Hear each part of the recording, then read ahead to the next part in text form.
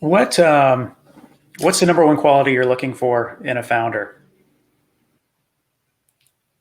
I think people that can get after it.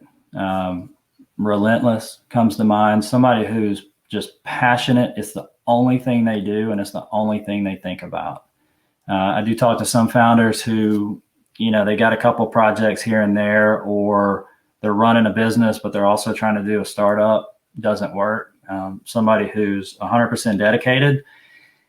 And then also, it's always nice to find somebody who's already done it before. High bar to set sometimes, but if you've already created a startup that created value and then you exited, that's nice to see.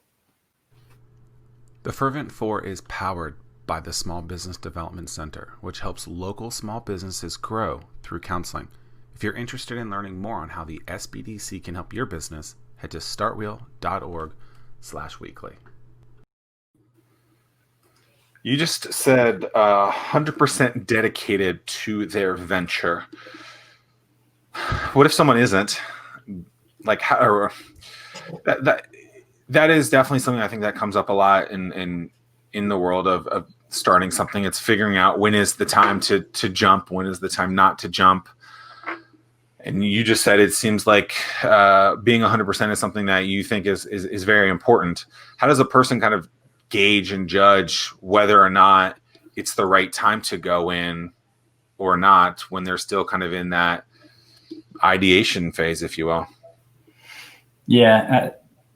And so I think about it later, a little later stage. Right. But I wouldn't put my personal money or my company's money into a startup where the founder and the team was not dedicated full time. And so I think about commitment.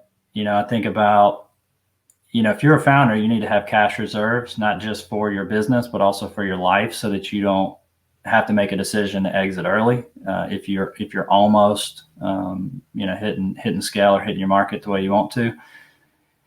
I think it's about how long can you last, or how committed you are, how clear do you see what you're trying to accomplish. And so that's why coming back to some of the earlier conversation, if you really are crystal clear that there is a customer who's willing to pay you to solve that product, and that you as a leader can build a company that can build a product or service that goes and solves that product or that problem,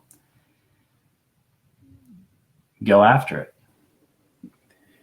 Simple. Yeah, and with that, I'm curious what your take is on a single founder startup versus a startup with a co-founder. Is there a preference that you have on your end?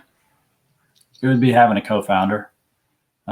Two brains are better than one, and then also, it's optionality if something were to happen. So I'd say you always need a co-founder.